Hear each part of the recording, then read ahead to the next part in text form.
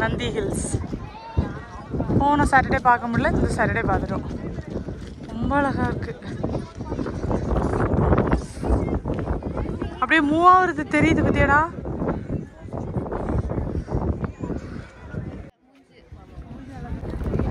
அப்படியே நொற மாதிரி செமையா இருக்கு.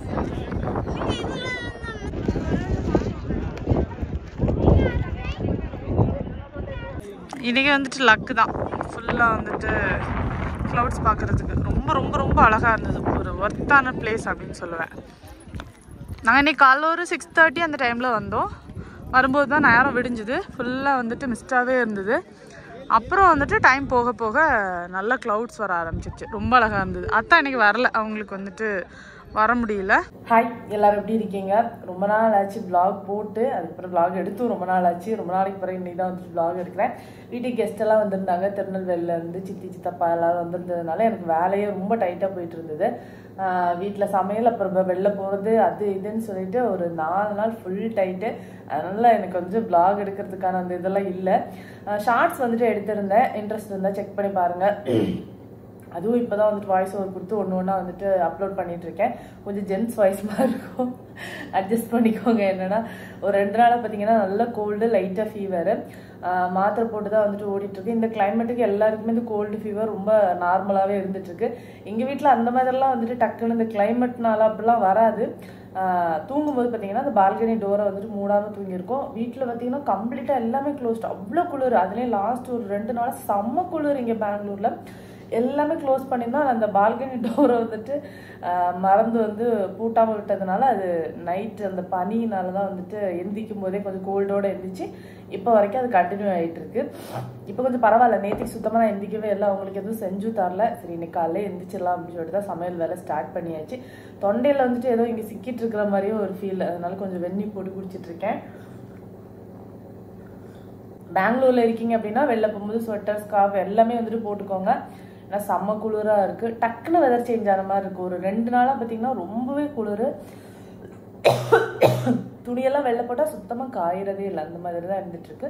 ஸோ எல்லாரும் கேர்ஃபுல்லாக இருங்க, சரியா? காலைல டிஃபனுக்கு இடியாப்பமும் சிக்கன் கிரேவியும் செய்ய போகிறேன். அந்த சிக்கன் கிரேவியோட ரெசிபி வந்துட்டு ஷேர் பண்ணுறேன். ரொம்ப நல்லாயிருக்கும், கண்டிப்பாக ட்ரை பண்ணி பாருங்கள். ஒரு 1.5 டீஸ்பூன் அளவுக்கு சோம்பு, 1 டீஸ்பூன் மிளகு வறுத்து அரைக்கிறதுக்காக, சரியா?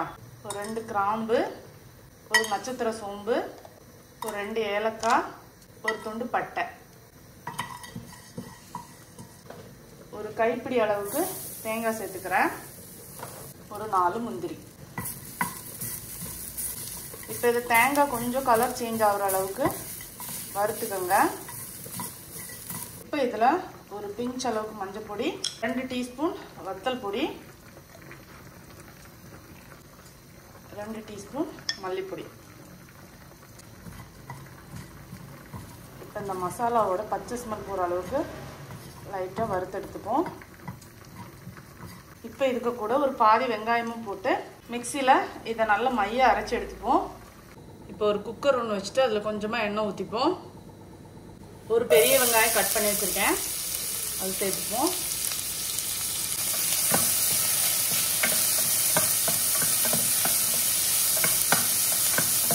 வெங்காயம் கொஞ்சம் வதங்கினாலும் இதில் கொஞ்சமாக இஞ்சி பூண்டு பேஸ்ட்டு,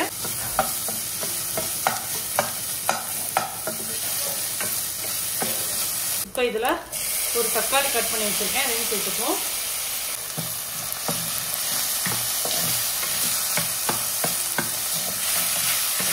இந்த தக்காளி வதங்குறதுக்கு தேவையான உப்பு. நெக்ஸ்ட்டு இந்த அரைச்சி எடுத்தோம்ல மசாலா, அதை இதில் சேர்த்துப்போம். இப்போ இது ஒரு கொதி வரட்டும். இப்போ இதில் சிக்கன் சேர்த்துப்போம். ஒரு உருளைக்கிழங்கு கட் பண்ணி வச்சுருக்கேன், அதையும் சேர்த்துப்போம். தேவைக்கு உப்பு, கொஞ்சம் கருவேப்பிலை,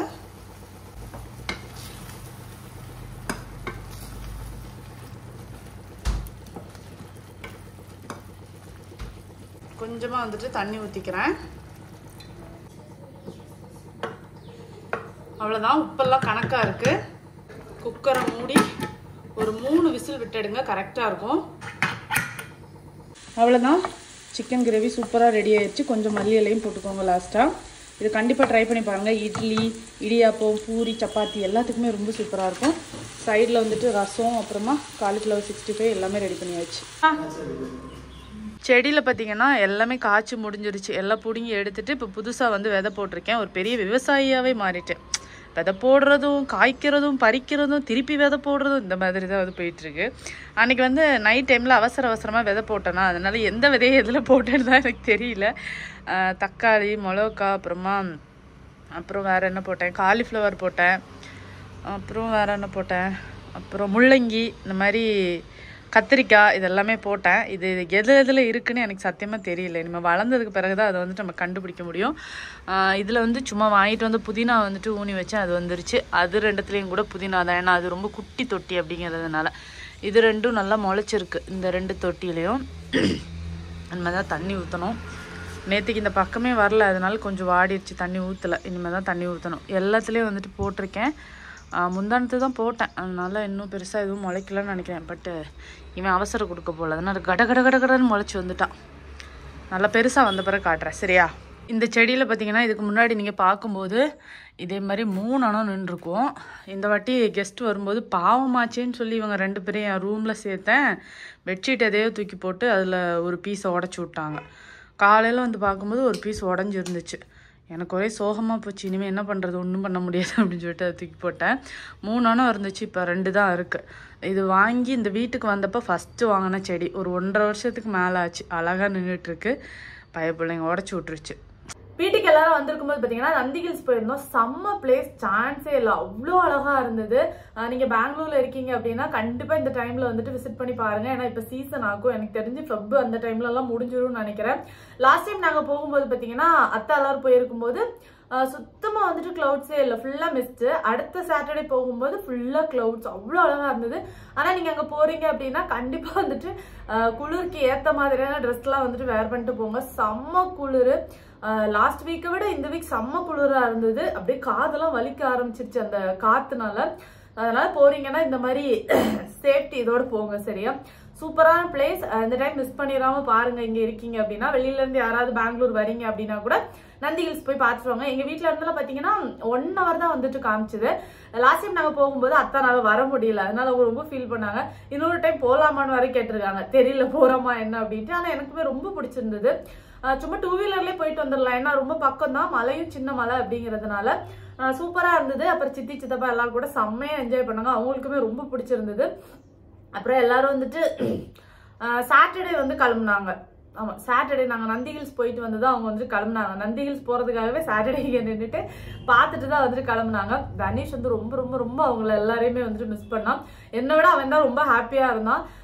இவ்வளோ நாளையில அவனை வந்துட்டு இவ்வளோ ஹாப்பியாக நாங்கள் பார்த்ததே இல்லை. ஆனால் வீடு ஃபுல்லாக ஆளுங்களா, அதனால எல்லாரோடையும் மிங்கிள் ஆகி செம்ம ஜாலியாக ஆட்டம் போட்டுட்டு இருந்தான். அவன் கிளம்பும் போது சாயங்காலம் வரைக்கும் இருந்துட்டு போறீங்களா அப்படிலாம் கேட்டுட்டு இருந்தான். பாவமா இருந்துச்சு. ஆனா என்ன பண்றது, வேற வழி இல்ல, அவங்களும் கிளம்பிதான் ஆகணும். நம்ம பாத்தீங்கன்னா அவ்வளவு சீக்கிரத்துல வந்துட்டு எந்த ஒரு பொருளையும் டேஸ்ட் பண்ணவே மாட்டான். ஃப்ரூட்ஸ் எல்லாம் அவன் வந்துட்டு மென்னு சாப்பிட்டது அப்படின்னா ஆப்பிள் மட்டும் தான் சொல்லுவேன், வேற எந்த ஃப்ரூட்டும் வாயில கூட வாங்க மாட்டான். ஆனா இந்த டைம் வந்து கொய்யாக்காலாம் ட்ரை பண்ணோம் அவங்க கூட சேர்ந்து. எங்களுக்கு ரொம்ப ஆச்சரியமா இருந்தது. அப்பதான் ஒரு விஷயத்த கண்டுபிடிச்சோம். வீட்டுல ஒரு 10 பேரை கொண்டு வந்து வச்சா எங்காவது சாப்பிடுவாரு அப்படிங்கறத நாங்க அப்பதான் கண்டுபிடிச்சோம். ஆனா ஊருக்கு போனா நல்லா ஏமாத்துவான். எங்க அம்மா ஏதாவது கொடுத்தா கூட இந்தா வரேன், அங்க போறேன், இங்க போறேன், எஸ்கேப் ஆயிடுவான். இங்க வந்துட்டு வேற வழி இல்லையா, அதனால இங்க இருந்தோம்னா அவங்களும் சொல்ல சொல்ல கேட்டு வந்துட்டு டேஸ்ட் எல்லாம் பண்ணா. முகம் வந்து அஷ்டகோணலாம் போச்சு, பட் இருந்தாலும் ட்ரை பண்ணா ரொம்ப ஆச்சரியமா தான் இருந்துச்சு எங்களுக்கு. அதுக்கப்புறம் அடுத்த நாள் வரைக்கும் கொஞ்சம் ஒரு மாதிரி டல்லா இருந்துட்டு இருந்தான். அப்புறம் நார்மல் ஆயிடுச்சு நம்ம ஆளு. இனிமே வந்துட்டு நெக்ஸ்ட் லீவ்ல வந்து ஊருக்கு போனோம். அப்ப இவங்களே வந்துட்டு போய் பார்த்துட்டு வரணும். அதுக்கு முன்னாடி ஊருக்கு போற மாதிரி தெரியல. மேபி ஏதாவது ஃபங்க்ஷன் ஏதாவது வந்தா வந்துட்டு போற மாதிரி இருக்கும். மார்ச்ல வந்துட்டு ஒரு ஃபங்க்ஷன் இருக்கும், பட் போறோமா என்னன்னு தெரியல. இப்போதைக்கு இப்படிதான் வந்து போயிட்டு இருக்கு. இன்னொரு 2-3 monthsல நமக்கு வந்துட்டு ஸ்கூலே முடிஞ்சிடும். 2.5 monthsல எல்லாம் ஸ்கூலே முடிஞ்சிடும். அதுக்கப்புறம் 1 month லீவ் தான். அதுக்கு முன்னாடி இப்போதைக்கு இந்த பெங்களூர் கிளைமேட்டை நல்லா என்ஜாய் பண்ணிக்கணும். ஏன்னா அவ்வளவு சூப்பரா இருக்கு வெதர். யாருக்கெல்லாம் பெங்களூர் கிளைமேட் பிடிக்கும்னு சொல்லுங்க. எனக்கு ரொம்ப பிடிக்கும். பட் இப்போ எனக்கு கொஞ்சம் சளி பிடிச்சிருக்கிறதுனால பிடிக்கல, அவ்வளவுதான்.